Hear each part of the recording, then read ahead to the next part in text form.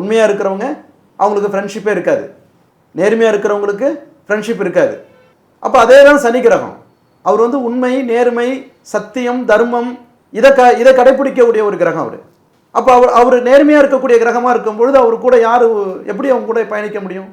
Correct. நான் சொல்கிறது உங்களுக்கு அது எப்படி நான் கொண்டு வந்திருக்கேன்னு தெரியல, எப்படி அதை எடுத்துக்கிறீங்க புரிஞ்சுக்கிறீங்கன்னு தெரியல.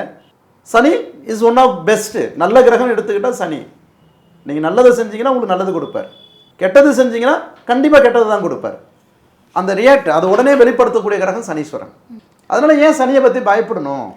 சார், இப்போ இன்னொன்று, சனி பகவான் வந்து கர்மாவுடைய நீதிபதி அப்படிங்கிற மாதிரி சொல்லி நான் கேள்விப்பட்டேன். கண்டிப்பாக அதை பற்றி சொல்லுங்கள் சார். ஏங்க, அவர் வந்து தர்ம கர்மாதிபதிங்கிறோம், தர்மருங்கிறோம், தர்மர். அப்போ நம்ம வந்து தர்மத்திலையும் நேர்மையிலையும் வாழும் பொழுது நம்ம நிறைய வந்து பகைகளையும் சம்பாதிக்கணும், கஷ்டத்தையும் அனுபவிக்கணும். சரியா? அப்போ வந்து கஷ்டம் என்னங்க? கஷ்டம்னா என்ன நினைக்கிறீங்க? லெசன்.